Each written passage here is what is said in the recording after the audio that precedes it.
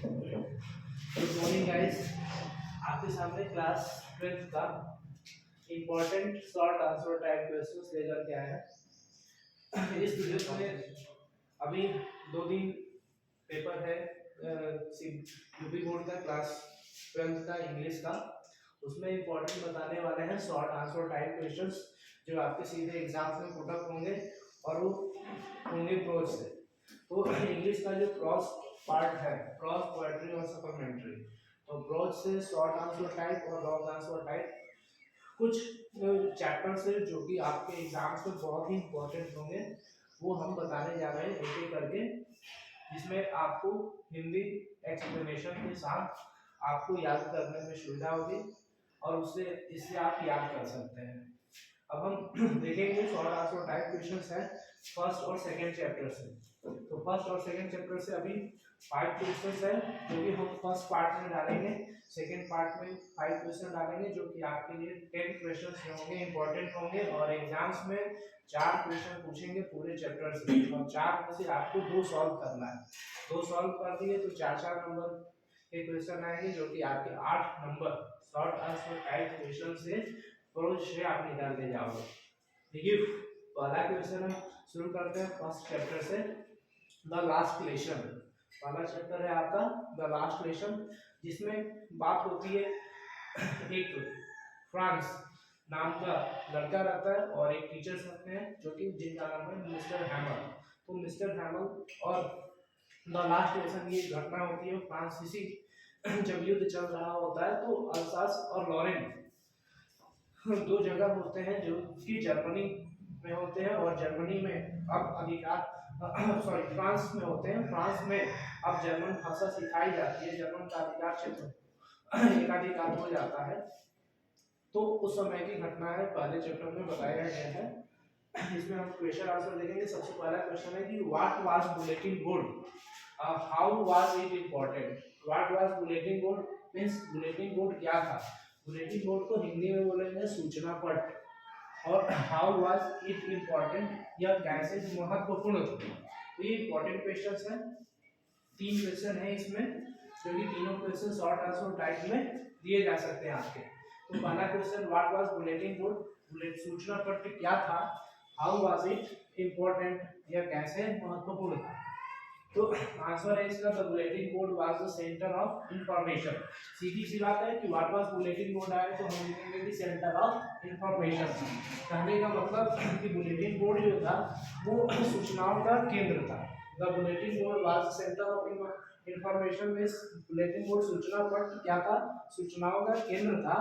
Near the town hall, जो कि सभागार के नजदीक था। अब आंसर देंगे कि बुलेटिन, आप यहाँ पे एक लाइन में भी आंसर दे सकते हो। तो इसका आंसर हो गया what was bulletin board. Bulletin board क्या था, the bulletin board was centre of information means सूचना पट सूचनाओं का केंद्र था। नियर द टाउन हॉल, जो सभागार के नजदीक था। उसके बाद हाउ वाज इट इम्पोर्टेंट, यह महत्वपूर्ण क्यों था।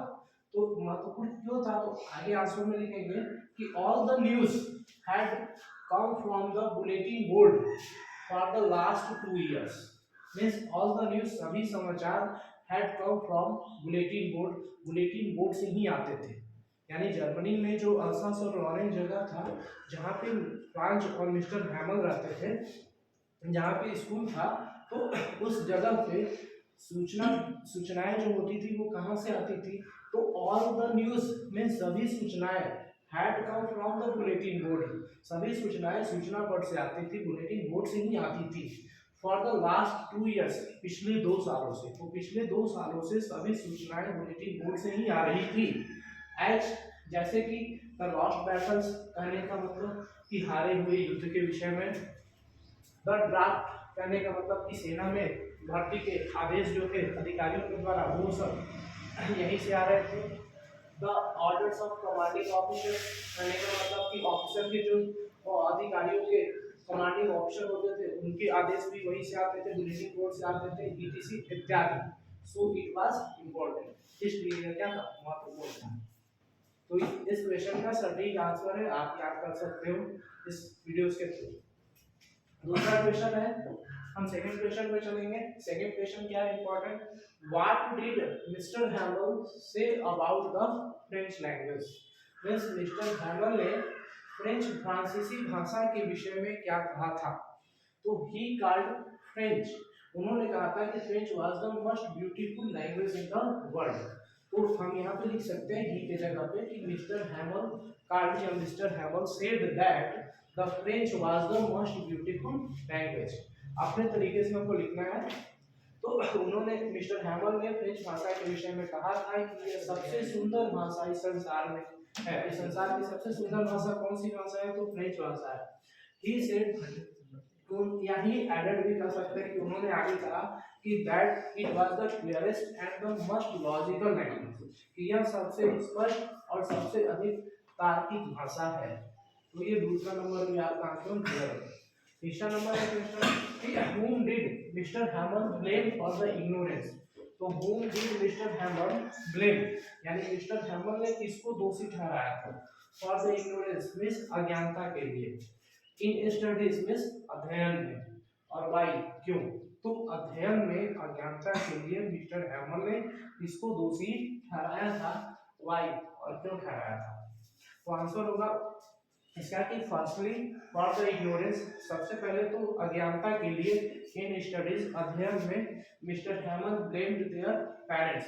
तो mister Hamel blame their parents यानी बच्चों के माता पिता को। अब यहाँ पे देयर की जगह पे हम लिख सकते हैं कि ब्लेम्ड देयर स्टूडेंट्स पेरेंट्स। अब यहाँ पे आप चाहो तो आप ऐड कर सकते हो या फिर छोड़ भी सकते हो कि स्टूडेंट्स पेरेंट्स यानी विद्यार्थियों के जो बच्चे पढ़ने उनके पास आते थे, उनके माता पिता को उन्होंने दोषी ठहराया था। क्यों, तो क्यों ठहराया था, तो who preferred them to work on a farm. वो ऑन ए फार्म कहने का मतलब कि जो अपेक्षा रखते थे उनसे काम कराने की किसी फार्म, तो किसी फार्म पे उनसे काम कराने की अपेक्षा रखते थे, और एट द मिल्स या फिर किसी मिल में, आराम मशीन थी जो उनकी लकड़ियां काटने की होती थी वहां पे, तो उस मिल में काम कराने की इच्छा रखते थे या किसी फार्म पे काम कराने की इच्छा रखते थे। सो एंड देन, और तब ही ब्लेम्ड हिमसेल्फ टू, उन्होंने अपने आप को भी दोषी ठहराया था। क्यों दोषी ठहराया था, तो फॉर गिविंग देम हॉलिडेज, क्योंकि उन्हें छुट्टियां देने के लिए, यानी उन्होंने अपने आप को भी दोषी ठहराया था उन्हें छुट्टियां देने के लिए। क्यों, तो उन्हें अब छुट्टियां देने के लिए, क्योंकि बच्चे जो आते थे वो छुट्टी भी दे दिया करते थे, बंद करके क्लास चले भी जाते थे, तो इसलिए उन्होंने अपने आप को भी दोषी ठहराया था। तो ये हो गया क्वेश्चन नंबर थर्ड, जो कि फर्स्ट चैप्टर से सेकंड चैप्टर है। सेकंड चैप्टर से ही आपका फोर्थ और फिफ्थ क्वेश्चन है। फोर्थ नंबर है कि why did Saheb and other rag peoples not wear chappals. कहने का मतलब कि साहेब और दूसरे रैक पीपल्स में दूसरे बुरा बिनने वाले जो थे वो चप्पल्स क्यों नहीं पहना करते थे। What excuse did they give for it. अभी क्या बहाना बनाते थे कि उन्हें मिलता नहीं था, यानी उन्हें ये चीज नहीं मिलती थी, वो क्या बहाना बनाया करते थे।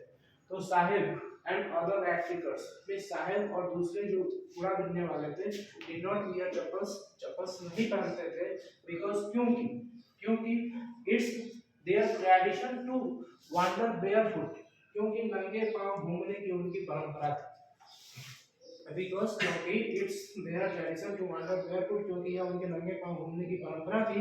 And they didn't like to wear also, और वे इसे पहनना भी पसंद नहीं करते थे। दे एक्सक्यूज, वे बहाना बनाते थे दैट देयर मदर, की उनकी माएँ डिड नॉट गिव देम, उन्हें नहीं देती थी, फ्रॉम द सेल्फ, तिजोरी से, यानी उन्हें उनकी माएँ जो थी तिजोरी से पैसा निकाल के नहीं देती थी, जिस या फिर चप्पल नहीं निकाल के देती थी कि वे लोग पहने, वे लोग ऐसा वे बहाना बनाते थे। तो ये क्वेश्चन हो गया। फिफ्थ नंबर है कि हु वाज मुकेश, मुकेश कौन था, where did he belong and what was his ambition, वह कहां से संबंध रखता था, वह कहां रहता था, and what was his ambition, और उसकी महत्वाकांक्षा क्या थी। तो मुकेश कौन था, वेयर डिड ही बिलोंग, वो कहां से संबंधित था, and what was his ambition, और उसकी महत्वाकांक्षा क्या थी। तो एक क्वेश्चन में तीन क्वेश्चन ऐड कर दिए गए। देखो मुकेश पास है यंग बॉय, मुकेश एक छोटा लड़का था, या यंग पुअर बॉय, मुकेश एक छोटा गरीब लड़का था, belonging to the bangle making family, जो चूड़ी बनाने वाले परिवार से संबंधित था, फ्रॉम फिरोजाबाद से था। His ambition was different from his family, उसकी महत्वाकांक्षा जो थी वो उसके परिवार से बिल्कुल अलग थी। As he wanted to a motor mechanic, क्योंकि वह एक मोटर मैकेनिक बनना चाहता था। सेकेंड वीडियोस में मिलेंगे नेक्स्ट क्वेश्चन लेकर के। Thank you.